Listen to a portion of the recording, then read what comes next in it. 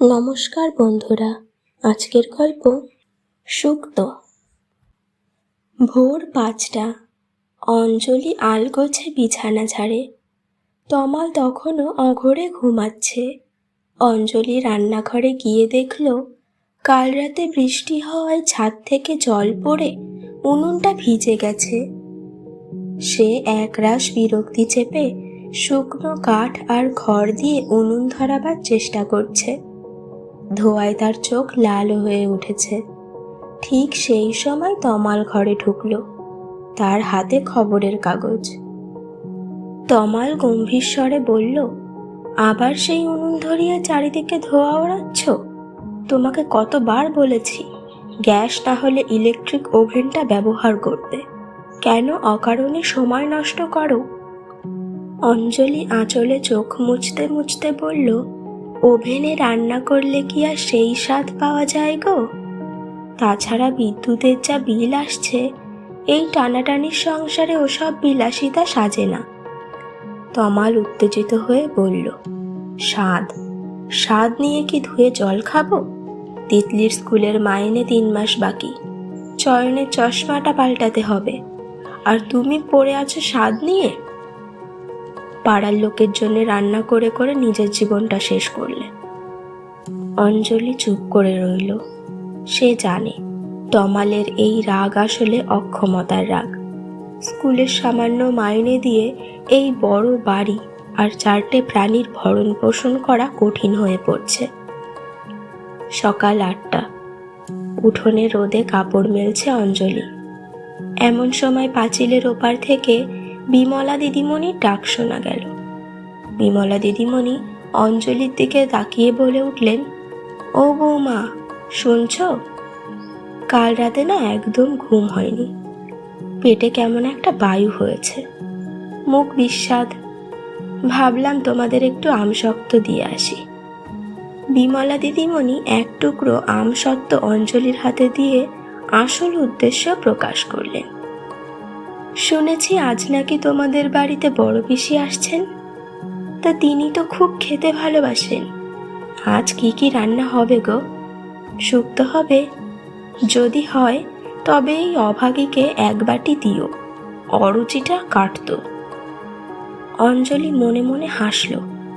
বিমলা দিদিমণির এই আমসত্ত্ব দিয়ে শুক্ত নেওয়ার রাজনীতি সে বহু বছর ধরে দেখে আসছে। সে বিনীতভাবে বলল, অবশ্যই দিদিমণি, পিসিমা আসছেন, শুক্ত তো হবেই। তমাল ব্যাগ নিয়ে বাজারে যাওয়ার আগে অঞ্জলির কাছে এসে দাঁড়ালো।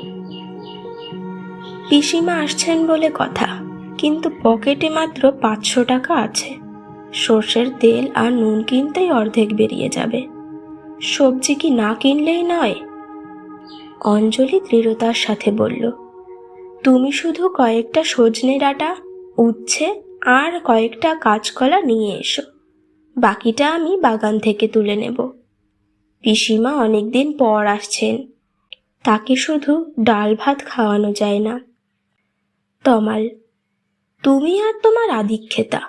পিসিমা তো এসেই আগে আমার উপার্জনের খোঁটা দেবেন, আর তুমি যাচ্ছ তাকে আপ্যায়ন করতে।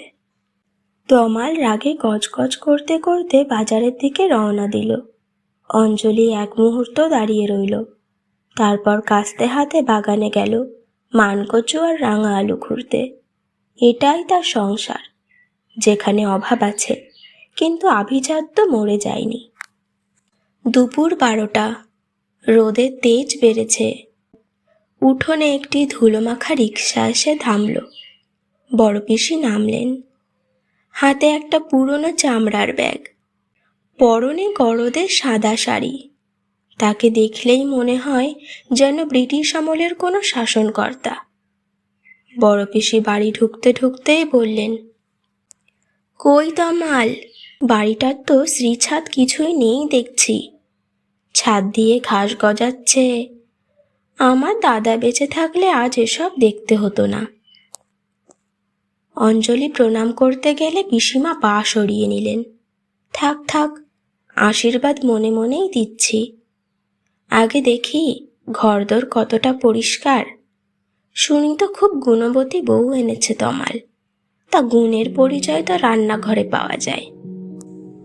পিসিমা সরাসরি রান্নাঘরে ঢুকে পড়লেন। অঞ্জলি তখন মশলা বাটছিল। শিলের ওপর সর্ষে আর রাঁধুনির ঘ্রাণে চারপাশ ম ম করছে। বড় পিসি নাক কুঁচকে বলল, রাঁধুনি বাটা দিচ্ছ? রান্না যেন আবার বেশি তেতো না হয়ে যায়। আমার কিন্তু আবার মেপে মেপে নুন চিনি লাগে।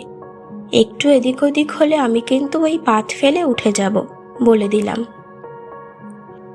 অঞ্জলি বিনীতভাবে বলল, চেষ্টা করব পিসিমা আপনার মনের মতো করতে। অঞ্জলির কাছে রান্না মানে এক প্রকার ধ্যান। সে বড় পিসির কথা গায়ে মাখল না। একে একে সবজিগুলো কাটল। প্রথমে সে বড়িগুলো তেলে ভেজে তুলে রাখল। উচ্ছেগুলো কড়া করে ভাজলো, যাতে তেতো ভাবটা তেলের সাথে বেরিয়ে যায়। এরপর পাঁচ ফোড়ন আর তেজপাতা ফোড়ন দিয়ে আলু, কাঁচকলা, সজনে ডাঁটা আর রাঙা আলু দিল। আর মশলা বলতে শুধু আদা বাটা আর সেই বিশেষ রাঁধুনি বাটা। সবশেষে এক বাটি ঘন গরুর দুধ আর 1 চামচ ঘি। রান্না যখন শেষ হলো তখন সেই সুগন্ধ বাড়ির সীমানা ছাড়িয়ে রাস্তায় পৌঁছে গিয়েছে। এমনকি তমালও শোবার ঘর থেকে বেরিয়ে এলো সেই ঘ্রাণে। খাবার ঘর, কাঁসার থালায় গরম ভাত, পাশে ধোয়া ওঠা শুক্তো। বড় পিসি খুব মনোযোগ দিয়ে প্রথম গ্রাসটা মুখে দিলেন। সবাই চুপচাপ। তমাল আর চোখে পিসিমার মুখের ভঙ্গি দেখছে। হঠাৎ পিসিমার হাতটা থেমে গেল। তার চশমার কাঁচটা বাষ্পে ঝাপসা হয়ে এলো। তিনি খাবারটা গিলে একটা লম্বা শ্বাস নিলেন। বড় পিসি অত্যন্ত নিচু স্বরে বলে উঠলেন, মা অঞ্জলি, এদিকে আয় তো। অঞ্জলি ভয়ে ভয়ে কাছে এলো। পিসিমা, কোনো ভুল হয়েছে? নুন বেশি হয়েছে কি?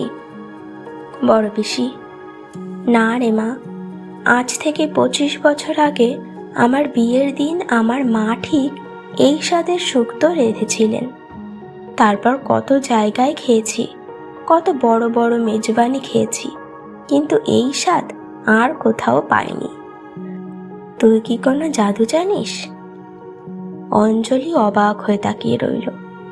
পিসিমা তমালের দিকে ফিরে বললেন, তমাল, তুই বড় ভাগ্যবান রে। এই লক্ষ্মী যার ঘরে থাকে তার ঘরে কোনোদিন অভাব হতে পারে না।